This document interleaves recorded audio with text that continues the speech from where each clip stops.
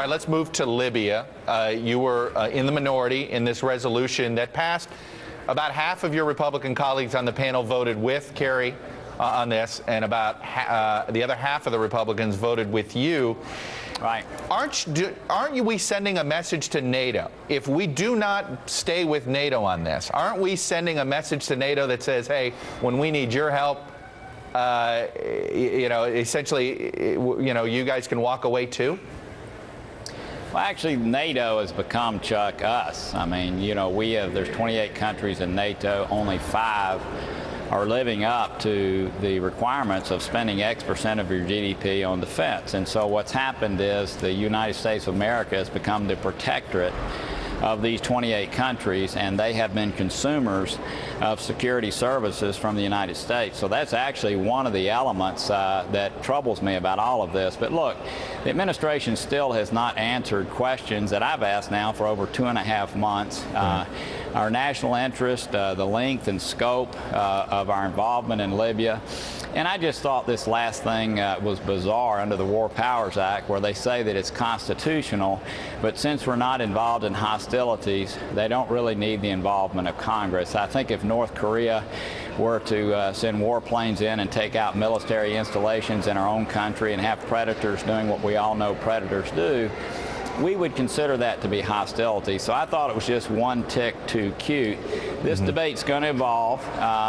Look, I'm going to continue to be involved over the next few weeks, and hopefully we'll get to a much better place than where we are. Has the White House reached out to you individually on Libya specifically in the last 30 days?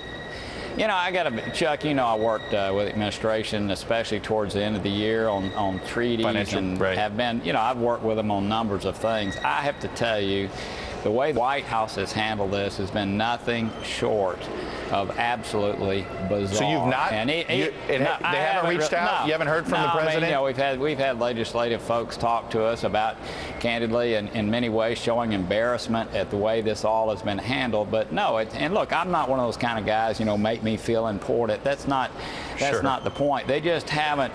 They haven't handled this. There is bipartisan agreement that this whole handling of the War Powers Act and Libya in general has been nothing short of bizarre. So even though the vote was what it was yesterday, I think both sides of the aisle are scratching their head and wondering why the administration has handled this. They've actually created a firestorm within Congress unnecessarily. And so anyway, I want to move beyond sort of those kinds of issues and again focus more on the whole substance of what we're doing in Libya.